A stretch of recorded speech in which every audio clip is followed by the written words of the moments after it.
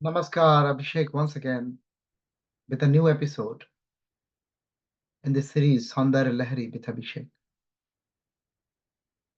In this episode, we will follow the great Guru,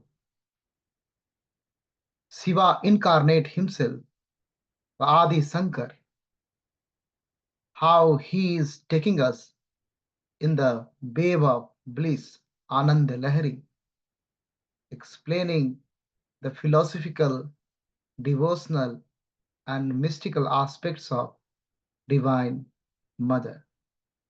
Let's immerse in the verse. Verse 11. चतुर्भिः श्रीकण्ठैः शिवयुवतीभिः पञ्चभिरपि प्रभिन्नाभिः शम्भोर्नवभिरपि मूलप्रकृतिभिः चतुस्त्वाररिषद्वसुदलकलास्र त्रिवलय त्रिरेखाभिः साङ्गं तव शरणकोणाः परिणताः.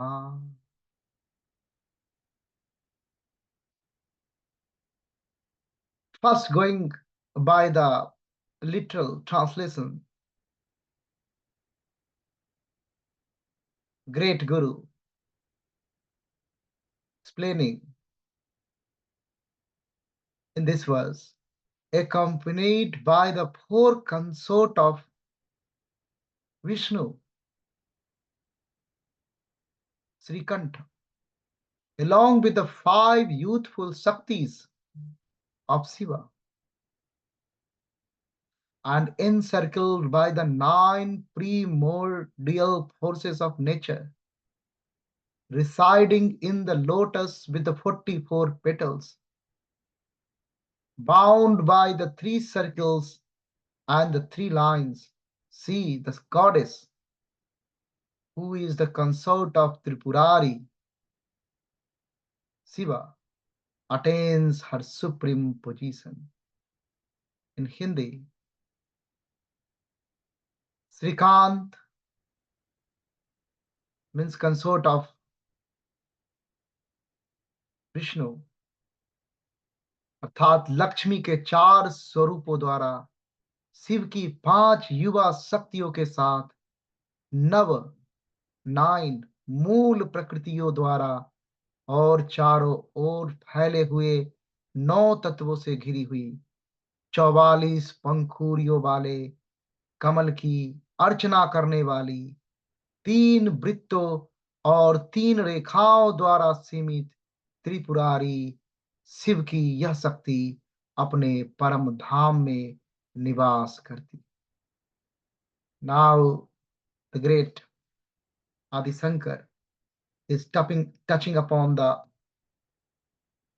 philosophical and the tantric aspect through this verse. This verse basically presents profound metaphysical map of divine feminine's cosmic manifestation. The goddess is depicted as presiding over the 44 petals of the lotus. They are the 44 Pankhuriyas, as a symbol of expansive creation and cosmic forces. Basically, the integration of Shiva's Shakti, as he said, like Shiva Yuvati Viha Panch Bhirapi.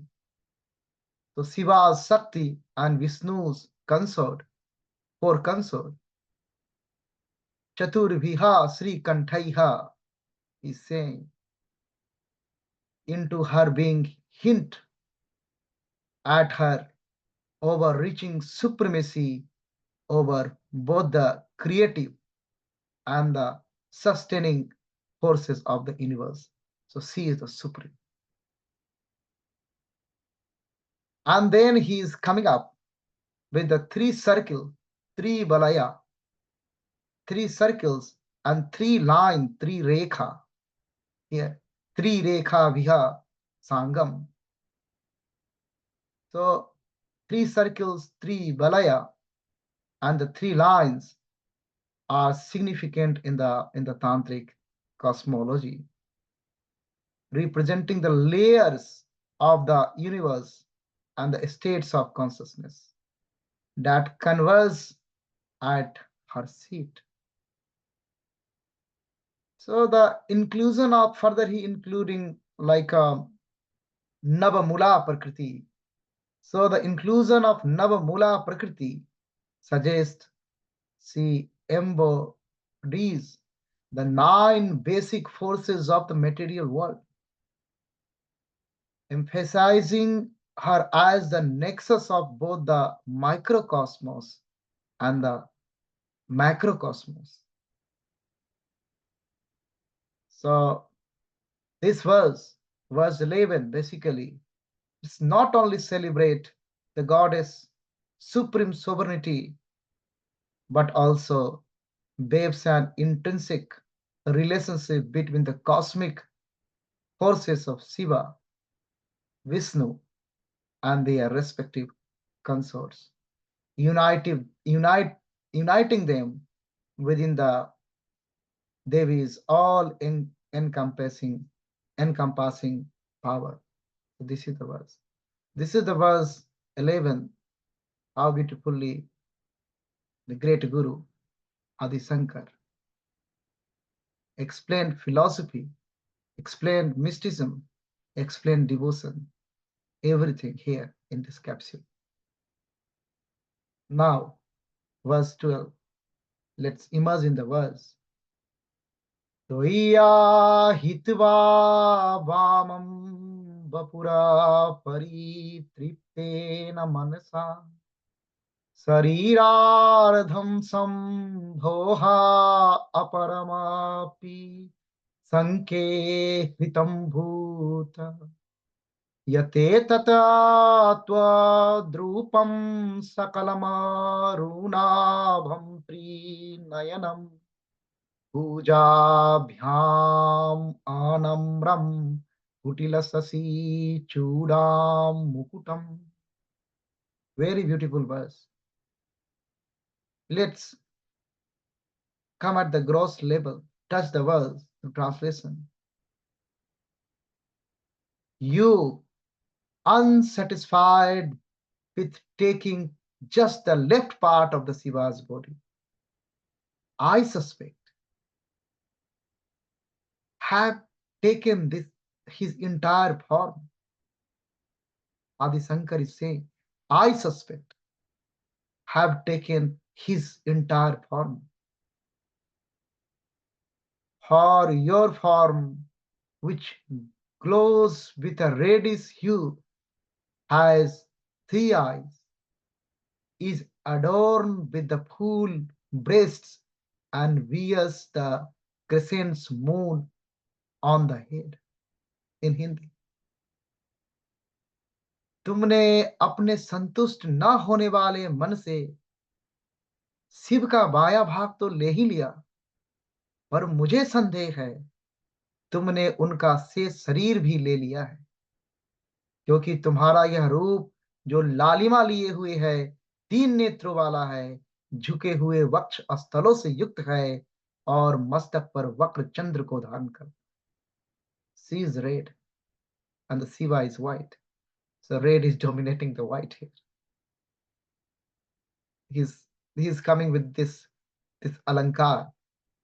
So in this verse, it's like a poetically, the poetic expression is coming into the play by the great Lord Adi Shankar. Poetically, he is describing the unity of the goddess, unity of the divine energy with the Shiva, abstract consciousness. to extend that it is hard to distinguish now between them, where is Shiva and where is Shakti. Because it suggests that the goddess has fully absorbed Shiva, fully absorbed the Shiva's form, symbolizing their inseparable union. That's important. That is the message. That is the inseparable union of the Shakti and Shiva. No one can separate. That is the revelation of Adi Shankar here. Let's immerse in the verse 13 first. Sudhadhara saraircha ranayugalantar vigalitaiha prapancham sinchiti punarapi rasamrya maya hasaha avapya swam bhumim bhujaganim badhyute valayam स्वामात्मानं कृत्वा स्वपि सीकूलकुण्डे कुहरिणी. Let's understand through translation my effort. From your sacred feet flows the stream of nectar, soaking the universe. Once again spreading the light of the sacred nectarian wisdom, reaching your own realm, coiled like a serpent. You remain absorbed in your own true self, resting within the Mooladhara, Kula Kunda, that is the root chakra, in the deep yogic sleep, Yoga Nindra. Kula Kunde Kuharini. Now in Hindi. तुम्हारे चरणों से टपकती अमृत धाराएं पूरे संसार को सींच रही हैं। फिर से पवित्र रसों अर्थात आध्यात्मिक ज्ञान के वेदों का प्रकाश फैलाती हुई तुम अपनी असली जगह पर पहुंचकर कुंडलिनी शक्ति के रूप में सर्प के समान कुंडलिनी मारकर अपने ही स्वरूप में लीन होकर कुलकुंड अर्थात मूलाधार चक्र में स्थित होकर योग निद्रा में सो रही.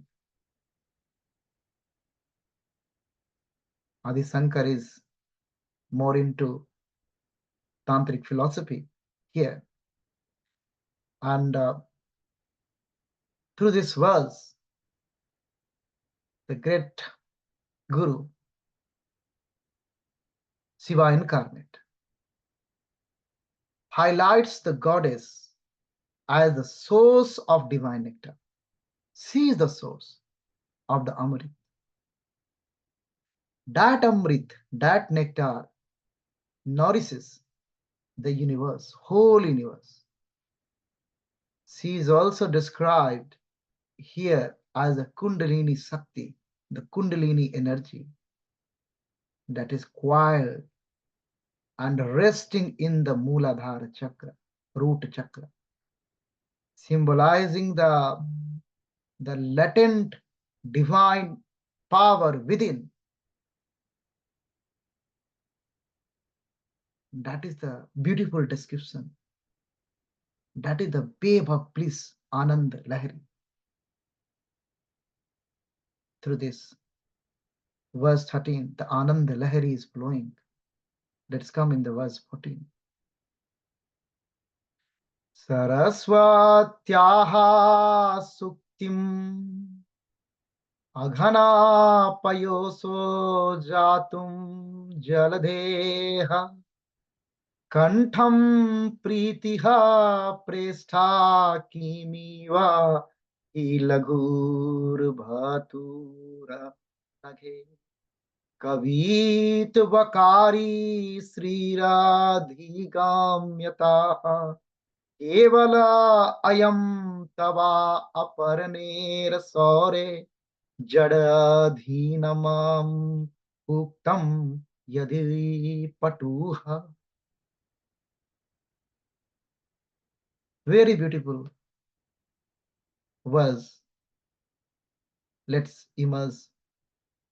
Let's try to touch it.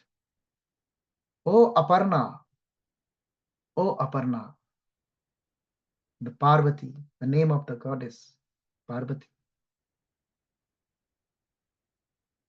She did the tapasya without having any parn, lips, leaf, become Aparna.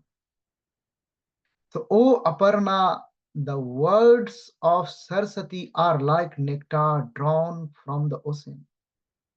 How could your speech be so dear to your faultless consort, Shiva? How? For to him nothing is insignificant or trivial. It is only through your grace that even the dual minded can attain the brilliance of a poet. Anyone can be a poet if she bless. हे अपर्णा, हे पार्वती, सरस्वती की वाणी समुद्र से उत्पन्न हुई अमृत के समान है। यह कैसे संभव है कि तुम्हारी वाणी तुम्हारे पति शिव को इतनी प्रिय हो सकती है? क्योंकि शिव को जो बिना किसी दोष के हैं कुछ भी तुच्छ नहीं लगता। So if Shiv is inclined towards something, अगर शिव को अतिशय मोह और प्रेम होता है, इट्स अ दोष, बट शिव इज अ दोष रहित। How it is happening? क्योंकि शिव को जो बिना किसी दोष के हैं कुछ भी तुच्छ नहीं लगता। यह केवल तुम्हारी कृपा से ही है कि जड़ बुद्धि वाला व्यक्ति भी कवि बनने की सामर्थ्य प्राप्त कर लेता है। only due to your grace. So this verse praises the divine mother, the goddess ability to elevate even the simplest of the simplest, inferior, dull-minded, double-minded, fickle-minded intellectuals to the great intellectual Acharya Koti. The grace of goddess can do that miracle and push the bhakta on the creative heights. So it's emphasizing like her influence in bestowing wisdom and the poetic skills. Poetic skills, the pradurbhav of rasa is the bhakti only. So this verse is very beautifully explaining goddess ability. Let's immerse in verse 15.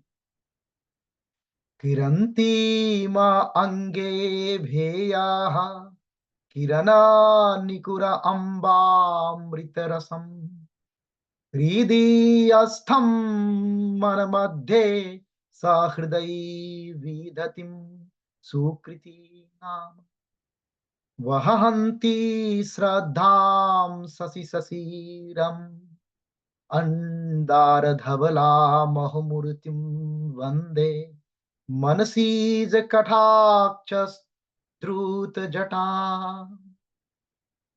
This beautiful Ananda Lahari is flowing from the verse 15. Let's immerse in it. Let's try to imagine the verse. I bow down to that goddess who radiates streams of nectar like rays of her body, dwelling in the hearts of virtuous and making them like herself. She embodies pure devotion, white as the cool mandara flower, the mandar flower. and her divine form resides in the mind, melting even the hardest arrow of calm, the calm Dev's arrow, with just a glance.